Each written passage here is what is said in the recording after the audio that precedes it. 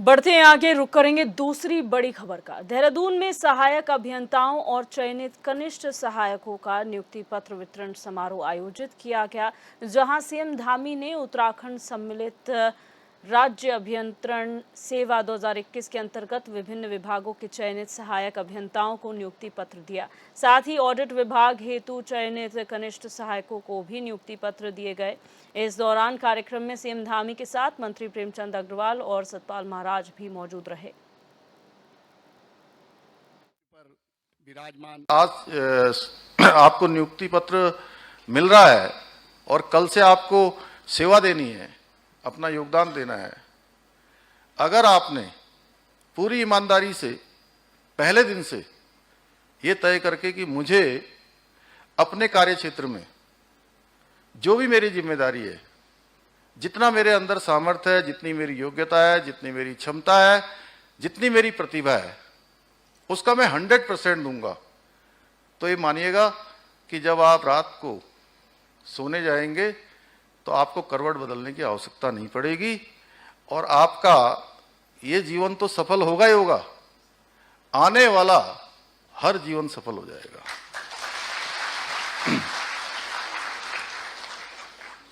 आपके कामों से न केवल हमारी जो ये वर्तमान पीढ़ी है, वो आने वाली पीढ़ियां भी इसका लाभ लेंगी, इससे लाभान्वित होंगी।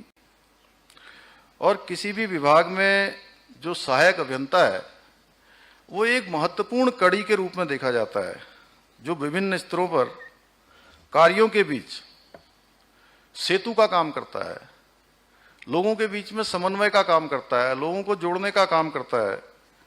मुझे पूरा विश्वास है कि आप सभी अपनी जिम्मेदारियों को समझते हुए अपने कार्यों को बहुत निपुण तरीके से करेंगे, अच्छे तरीके से करेंगे। और जिन माता पिता ने आपको जन्म दिया है, आपके लिए तमाम प्रकार के कष्टों को उन्होंने सहा होगा, तमाम बार ऐसी स्थिति आई होगी, आप में से बहुत सारे लोग होंगे जिन्होंने आपके माता पिता ने बहुत सारी चीजें अपने लिए कटौती करके आपकी पढ़ाई लिखाई में लगाया होगा, आपको आगे बढ़ाने के लिए लगाया होगा। तो निश्चित रूप से उनका भी नाम आप ऊंचा करेंगे, साथ में हमारे इस देवभूमि उत्तराखंड का भी गौरव बढ़ाने का काम करेंगे। साथियों, ये नियुक्ति पत्र आपको 2 महीने पहले मिल जाते, लेकिन आप सबको पता है कि लोकसभा चुनाव की आचार संहिता के कारण ये नियुक्ति पत्र नहीं निर्गत हो पाए और 2 महीने की चुनावी भागदौड़ के बाद ये पहला अवसर है जब मैंने अपने कार्यक्रम की शुरुआत आज आप सबके नियुक्ति वितरण कार्यक्रम से की है, क्योंकि हमारे लिए युवा और नौजवान हमेशा से प्राथमिकता में रहे हैं।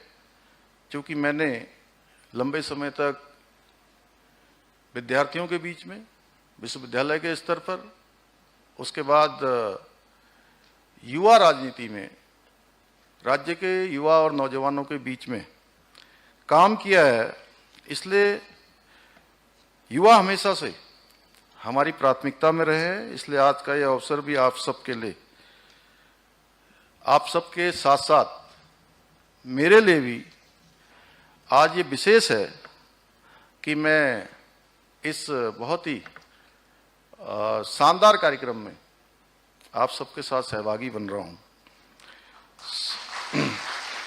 भाइयों बहनों, देवभूमि उत्तराखंड में प्रतिभाओं की जो प्रतिभाएं हैं, उनकी कभी कमी नहीं रही है।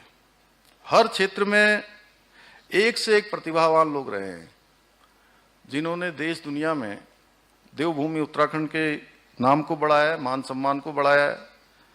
और जरूरत है तो सिर्फ और सिर्फ उन्हें उचित अवसर मिले, सही उनको दिशा मिले, रोजगार के अवसर तैयार करना राष्ट्र की जो निर्माण की प्रक्रिया है उसका एक महत्वपूर्ण हिस्सा है। बात करेंगे तीसरी बड़ी खबर की। आपदा का दंश झेल रहे जोशीमठ पर मानसून की दस्तक खतरा बन रही है। जोशीमठ में दरार और भू धसाव के बाद खतरा बरकरार है। जोशीमठ को लेकर तमाम तरह के अध्ययन हो रहे हैं। जोशीमठ में अभी भी दरारें हैं। ड्रेनेज सिस्टम दुरुस्त न होने से बारिश का पानी खतरा बना हुआ है। इसी को लेकर कांग्रेस प्रदेश अध्यक्ष करण माहरा ने सरकार को घेरा है। उन्होंने कहा कि जोशीमठ को लेकर सभी लगातार सरकार को चेताने का काम कर रहे हैं, लेकिन जब राज्य में गूंगी बहरी सरकार काबिज हो तो फिर क्या ही उम्मीद की जा सकती है। करण माहरा ने कहा कि इसमें दोष हम नागरिकों का भी है, जो इतना सब कुछ होने के बावजूद भी उसी क्षेत्र के सांसद को जिताकर भेज रहे हैं।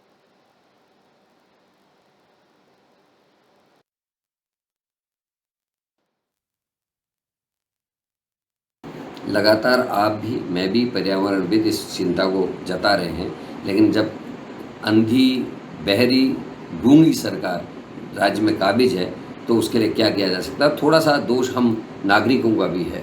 अंकिता भंडारी का इतना बड़ा केस हुआ, इतना अग्निवीर योजना की वजह से लोग बेरोजगार होने की संभावनाएं बढ़ गई। केदारनाथ में सोने की चोरी जिस सरकार ने करी, उसी के सांसद को जिता के जब पब्लिक भेजेगी, जोशीमठ की बर्बादी जिसकी सरकार में हुई, उसके बाद भी जोशीमठ से अगर वही पार्टी जीतेगी तो सरकार कैसे सुधरेगी, ये भी एक प्रश्न चिन्ह है।